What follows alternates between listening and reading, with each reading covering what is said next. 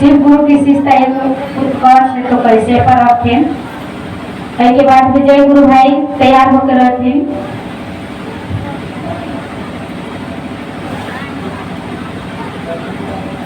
आइए उपस्थित सभी भाई बहनों का नाम।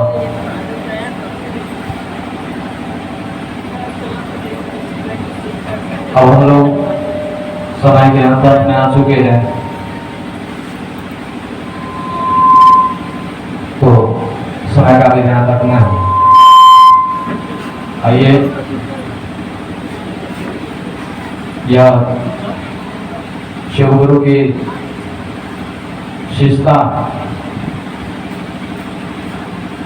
उत्कर्ष जो बताया गया है, इस पर चंद वाणी रखने का प्रयास करता हूँ। हम आप स्वयं देवादिदेव महादेव आदि गुरु भगवान शिव को अपना गुरु बनाए हैं। यानी कि जब बात शिव की होती है तो हमें ध्यान में रखना है या समझना है क्या बात थोड़ी ऊंचे लेवल की हो रही है और छोटी बात नहीं है। शिव यानी कि बताया गया है कि शिव वो जो नहीं है,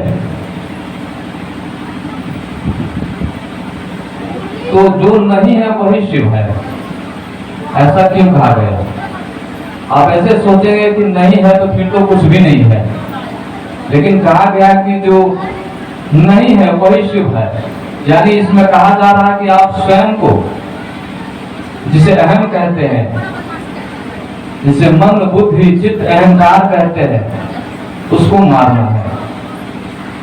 यदि आप इसको मिटा देंगे, आप अपने शरीर को भी पूर्णतः परित्याग कर देंगे, तो उस लेवल पे जाके जो आप बचेंगे शुद्ध चेतना स्वरूप, न वो मन होगा, न बुद्धि होगा, न अहंकार होगा, न सोच होगा, न कोई क्रिया होगी। बस एक शुद्ध परम तत्व स्वरूप का आप स्वरूप धारण करेंगे। उसी स्वरूप को शिव कहा गया है। यानी कि बात जब शिव की हो तो आपको ये समझना है कि शिव होने की बात कही जा रही है। यह अध्यात्म का जो अंतिम जो लक्ष्य है, उसी लक्ष्य की बात हो रही है। और इस लक्ष्य को प्राप्त करने के लिए यह जो विधान दिया गया शाह श्री के द्वारा, इससे सरल कुछ हो ही नहीं सकता है, क्योंकि बात तो शिव होने की कही जा रही है। यानी कि बंधन से मुक्त हो जाना, तो बंधन से मुक्त शिव ही है। संसारिक बंधन से मुक्त होना यानी कि शिव हो जाना है। यानी कि बनना तो शिव है और शिव बंधन से मुक्त है। तो हमें शिव होना है इसका अर्थ। और शिव होने के लिए शिव बनाएगा कौन? तो कहा गया है कि गुरु और शिष्य की परंपरा में कि जैसा गुरु होता है वैसा शिष्य होता है। बनना शिव है, अध्यात्म कहता है।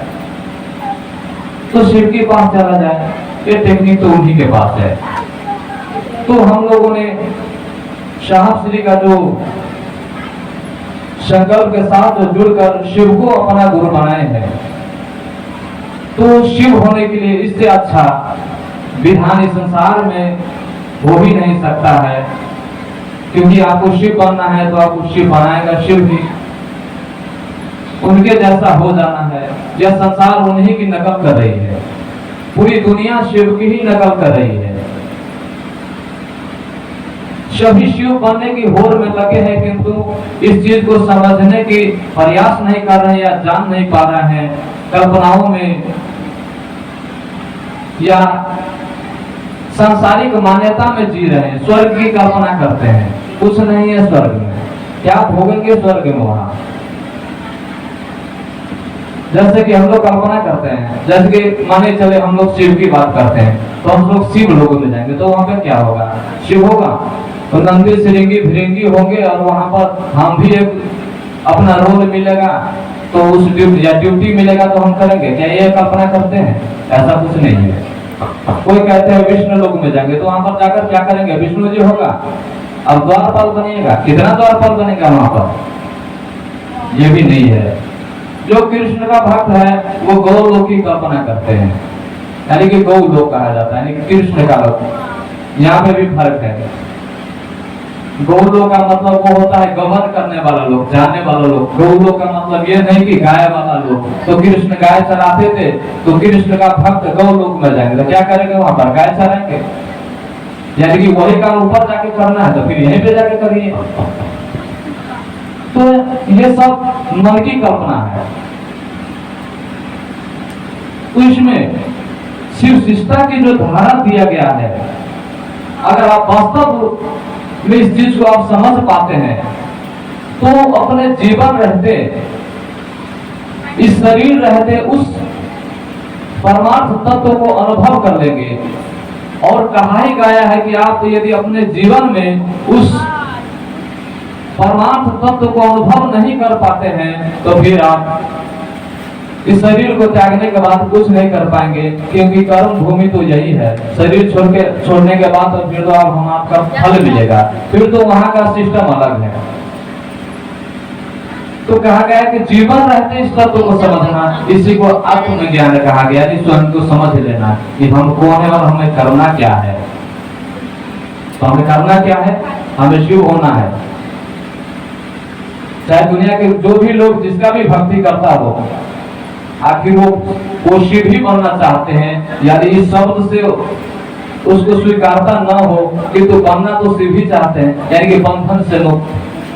बंधन कौन सा बंधन, शरीर का बंधन, मन का बंधन, बुद्धि का बंधन, अहंकार अहम जिसे कहते हैं, जिसको आप स्वयं मान रखे हैं, आप इससे छूट जाइए और अपने आप को भीतर देखेंगे तो आपको लगेगा कि मैं एक शुद्ध चेतना स्वरूप हूँ। इसी बात को आदि शंकर ने बड़े सरल रूप से संसार को दिया है